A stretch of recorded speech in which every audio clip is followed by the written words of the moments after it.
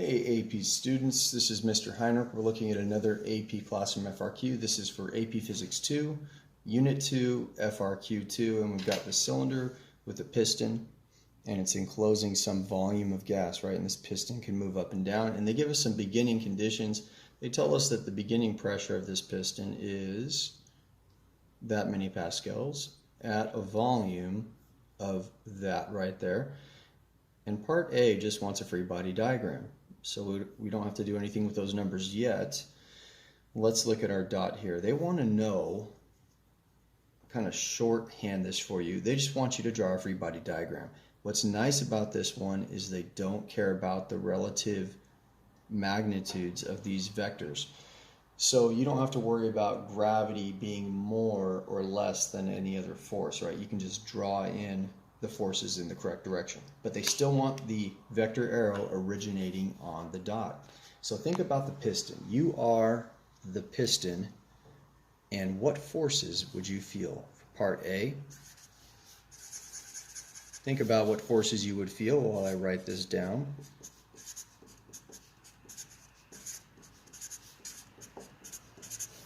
Okay, you would definitely feel pulled down by your own gravity, right?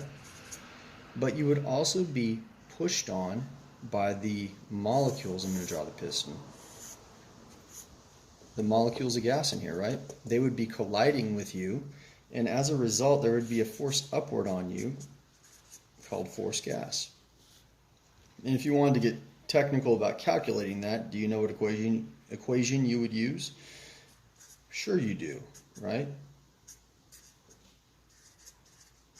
Right, if they gave you the area, because I know they already gave you the pressure, right? They gave you the area of that piston. You could actually find that force right there. You would solve for the force of the gas. But, if we are talking about the gas in here, is there a gas out here? Oh my gosh, there is, right? That's the atmospheric gas.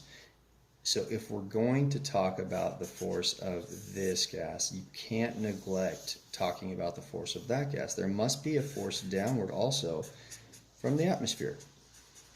And that would be a complete set of forces. Again, we don't care about the relative magnitudes. There we go. A is done. Let's go on to B. Now B, I'm going to shorthand this for you.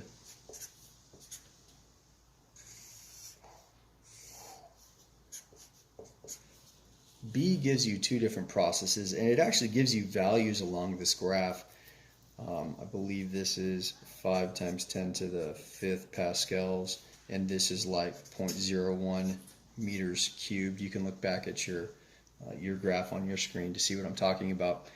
But they ask us, is there a change in internal energy for this process, which they identify this line as a isotherm, meaning the process X is isothermal, and then process Y, which is just, this straight line right here. Is there a change in internal energy for process X? Is there a change in internal energy for process Y?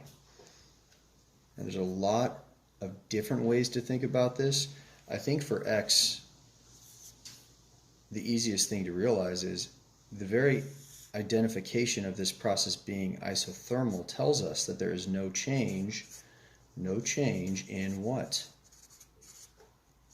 In temperature or internal energy. Getting to the reason why that is, right? The product of P times V at this point is equal to what? P times V, according to the ideal gas law, is equal to nRT. So the product of P and V is directly related to the temperature, right? In fact, I could say PV is proportional to T. And I want to also remind you that internal energy, its change, if it occurs, if it has a change, it would be equal to, do you remember the equation? Give you a second.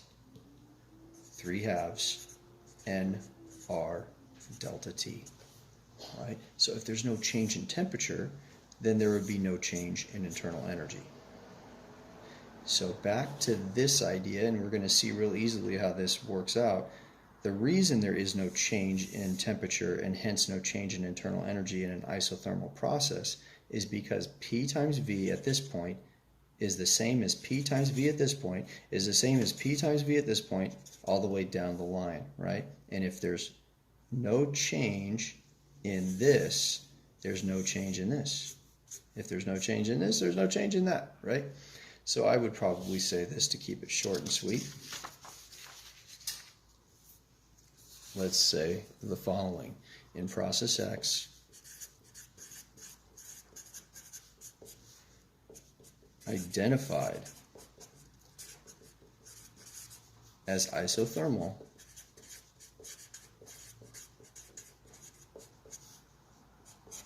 there is no change in temperature. By definition, right? So I don't think we need to get into the whole P times V thing here. I think that's good enough, and therefore no change in internal energy.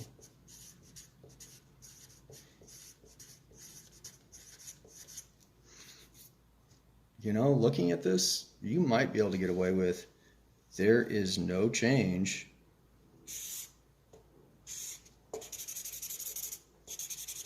in internal energy by definition, right? I don't even think you need to stop at temperature. If you want to back yourself up a little bit, I suppose you could, no, just leave it at that. If you're going to include temperature, though, if you're going to include the stuff I'm crossing out, you probably want to put the equation delta U is equal to 3/2 N R delta T. Therefore, that leads to the idea that delta U is proportional to delta T, right? Show them the connection between those two ideas. Okay, enough of that. Let's go on to process Y. Using the same exact reasoning, we can see, though, in process Y, there is a change in temperature.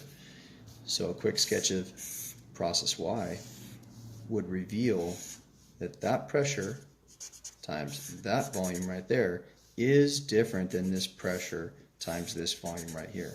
And if we took the time to look back at our screen, because I haven't even shown you the screen for this thing, I'm just describing it to you. The pressure there is 5 times 10 to the 5th. I'm going to write that down, 5 times 10 to the 5th pascals, times what volume? 0.01 meters cubed.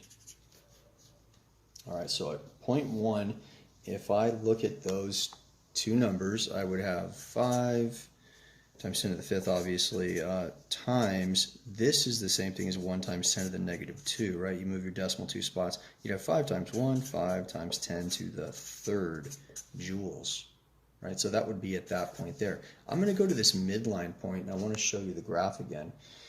If you look at this midline, we would have 3 times 10 to the 5th pascals times 0.03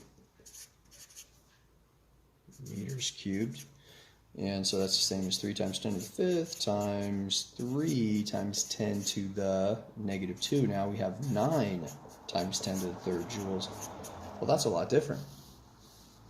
And you might be thinking, well, again, how does that prove there's a temperature change? Well, P times V is equal to nRT. So if this product is changing, and it definitely changed, then doesn't the temperature change? And if the temperature changes, doesn't internal energy change, because U is equal to 3/2 nRT. So if this thing right here is changing delta, right, then the internal energy must be changing delta U. Okay, let's not actually write down the response. Let me just verbalize it. I would say in process Y, there is a change in internal energy. There is a change in internal energy. At different points along process Y's line, the pressure times the volume is different. If the pressure times volume is different, then temperature is changing in reference this equation, right? And if temperature changes, then internal energy changes, then reference this equation. Okay, for part C, they want us to find the work done during the process Y. How do you find the work done during process Y? You just find that area right there. That's all you have to do. So for part C, I'm going to look and realize that for process Y, I have two distinct shapes. I have a rectangle at the base, and I have a triangle right here. So here's a quick little rendition of that. This is 0.01, this is 0.05, and these are both meters cubed.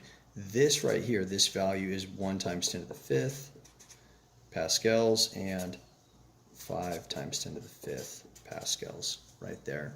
So let's start with the easier of the two. Let's find the work net, technically, right? Because we're talking about a total work in process Y, these two together. I'll go ahead and say my base. My base is 0.04. Wouldn't you agree? 0.05 minus 0.01, 0.04 meters cubed times what? A height of 1 times 10 to the 5th pascals. Cool. Now, we have to also find the area of this triangle. So 1/2, the base, again, is the same base as before, 0.04 meters cubed times, what do we got for a height? We have 5 times 10 to the 5th minus 1 times 10 to the 5th. We have 4 times 10 to the 5th pascals. That's a 5 right there. Okay, and you just have to add those up, multiply all that, add it together, and what would you get to?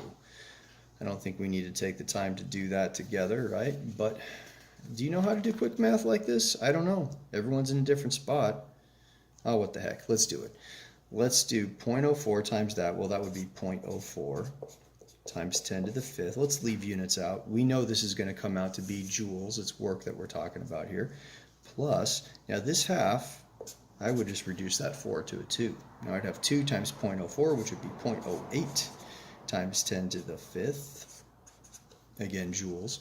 And now we have this situation. Well, if you took a 0.04 times 10 to the 5th and a 0.08 times 10 to the 5th, you can be sure that you're still dealing with times 10 to the 5th, but you would add these front numbers here, and what do you get?